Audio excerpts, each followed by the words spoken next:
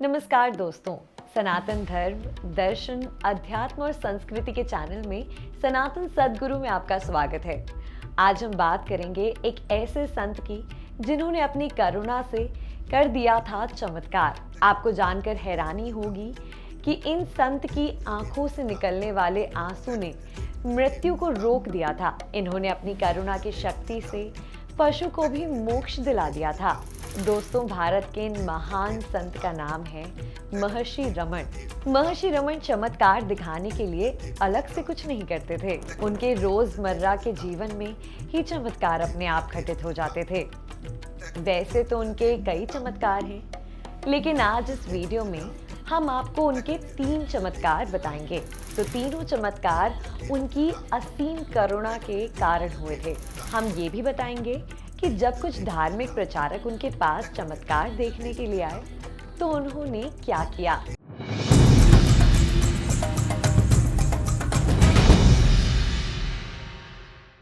दोस्तों, एक बार रमन महर्षि के छूने मात्र से एक टूटे हुए अंडे से चिड़िया पैदा हो गई थी। महर्षि रमन ने अपनी करुणामय दृष्टि से उस टूटे हुए अंडे में जीवन वापस ला दिया था।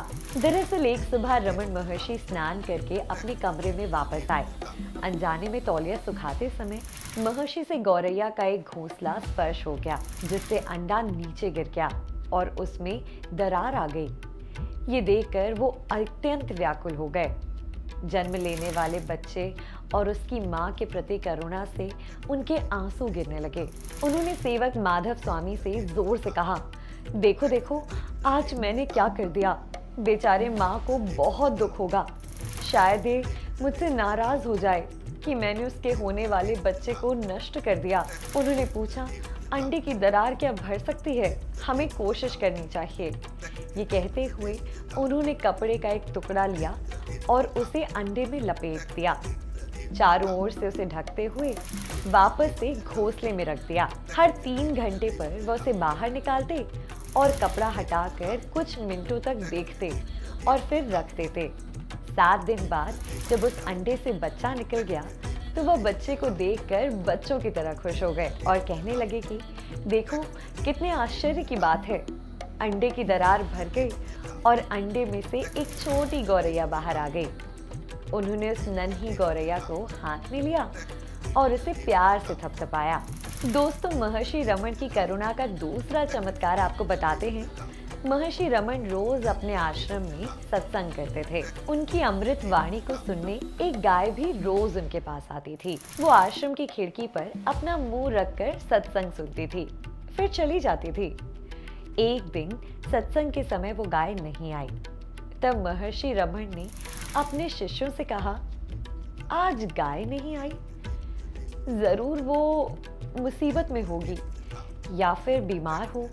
चलो उसे देखने चलते हैं। वो तुरंत उस लोहार के यहाँ पहुंच गए जिसकी गाय थी। लोहार ने बताया, आज गाय बहुत बीमार है। महर्षि गाय के पास पहुंचे तो उस गाय ने उनके चरणों में अपना मुख रख दिया। उसकी आंखों से आंसू निकलने लगे। महर्षि रमन ने बड़े प्यार से गाय को सहलाया, उनकी आंखों में भी पानी भर आए। गाय ने उनके चरणों में ही अपने प्राण त्याग दिए। महर्षि ने कहा, गाय सभी दुखों से पार हो गई है, अब उसका फिर जन्म नहीं होगा, इसने परम गति पा ली है। महर्षि ने उस गाय की समाधि भी बनवा दी थी। दोस्तों, करुणा के अवतार महर्षि रमन ने अपनी माँ को भी मोक्ष दिला दिया था। वैसे तो उनकी माँ रमन के साधु बनने से खुश नहीं थी, लेकिन जब भी बीमार पड़ती थी तो आश्रम आ जाती थी। रमन महर्षि अपने प्रार्थना गीतों से उन्हें ठीक कर देते थे, लेकिन काफी बुजुर्ग होने पर वो रमन के साथ ही रहने लगी और वो आश्रम आ गई और आश्रम में रसोई का कार्यभार ले लिया। एक दिन वो काफी बीमार पड़ गईं। उनकी सांसें तेज चलने रही थी। रमन महर्षि उनके पास पहुंचे। उन्हें अंदाज लग गया था कि माँ का अंत समय अब आ गया है। उन्होंने तुरंत अपना दाहिना हाथ अपने माँ के सीने पर रखा और बायां हाथ उनके सिर पर। इस तरह उन्होंने अपनी माँ की सभी वासनाओं को अपने वश में कर लिया और उनके प्राण को किसी चक्र से बाहर निकालने की बजाय उनके हृदय में ही विलीन करने की कोशिश करने लगे ताकि माँ को मोक्ष मिल जाए। रमण महर्षि अपने प्रयासों में सफल रहे। उन्होंने लोगों से कहा कि अब माँ का पुनर्जन्म नहीं होगा। उन्होंने मृत्यु के समय मनाए जाने वाले सभी शोक रस्मों को करने के लिए रोक दिया था और कहा कि सब वैसे ही खाएंगे पिएंगे जैसे रोज खाते पीते हैं। इसके बाद उन्होंने माँ की समाधि बनवाई और माँ की समाधि पर शिवलिंग की स्थापना करवाई। बाद में माँ की समाधि के पास ही उनका मुख्य आश्रम बना। दोस्तों, एक दिन महर्षि रमण के पास 2 धर्म प्रचारक आए। उन्होंने महर्षि रमण को प्रणाम करके कहा, आप कहते हैं कि आपको प्रभु के दर्शन हो गए हैं, आप हमें भी ईश्वर के दर्शन करवाइए। महर्षि तैयार हो गए। वह उन्हें लेकर एक टूटी फूटी झोपड़ी के पास पहुंचे। अंदर जमीन पर कुष्ठ रोग से पीड़ित एक वृद्ध सोए हुए थी। महर्षि ने दोनों धर्म प्रचारकों से दरवाजे पर ही ठहरने को कहा और खुद अंदर चले गए।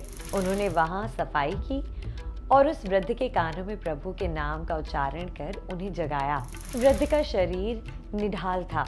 महर्षि ने उनके घाव की मरहम पट्टी की, फिर उन्हें नृत्य क्रम से फारिग करवाकर भोजन प्रसाद दिया। इसके बाद महर्षि ने वृद्ध से कहा, आइए प्रभु का ध्यान करें। दोनों धर्म प्रचारक दूर से ये सब देख रहे थे। उन्हें लग रहा था शायद अब महर्षि कुछ ऐसा चमत्कार करेंगे जिससे प्रभु सबके सामने प्रकट हो जाएंगे। उधर ध्यान खत्म होने पर महर्षि ने वृद्ध से पूछा, क्या आपको प्रभु के दर्शन हुए? वृद्ध ने कहा, हाँ हुए। महर्षि ने पूछा, वह कैसे थे? उसने मुस्कुराकर कहा, बिल्कुल आप जैसे। अब वृद्ध की बारी थी। उन्होंने पूछा, क्या आपको प्रभु के दर्शन हुए?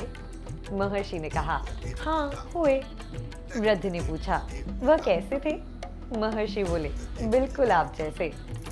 इसके बाद महर्षि धर्म प्रचारकों की ओर मुड़े और उनसे पूछा, क्या आप लोगों को प्रभु के दर्शन हुए? अब तक दोनों की आंखें खुल चुकी थी। वे मुस्कुराए और बोले, जी दर्शन हो गए और ये भी पता चला कि प्रभु के द्वार चढ़ने हो तो सेवा की सीढ़ी से ही होकर जाना पड़ता है। तो ऐसे थे करुणा के महाअवतार रमण महर्षि। तो दोस्तों, आपको ये वीडियो कैसा लगा हमें ज़रूर बताएं। लाइक, शेयर और सब्सक्राइब करें हमारे चैनल को। नोटिफिकेशन के लिए बेल आइकन दबाना बिल्कुल ना भूलें। धन्यवाद।